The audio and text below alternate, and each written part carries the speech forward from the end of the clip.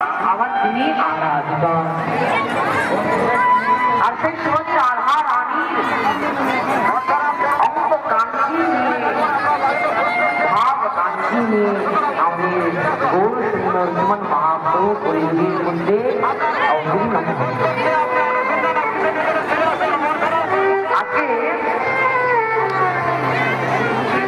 ভগবান যোগমায়ার আশ্রয় নিয়ে যোগমায়াকে বললেন যে হে দেবী, এমন কৃপা করো আমি যতদিন পর্যন্ত না চাইবো আমার যেন এই রাত্রি যেন শেষ না রাত্রির বিস্তার করে দাও। আজকে রাত্রির বিস্তার করে দিলে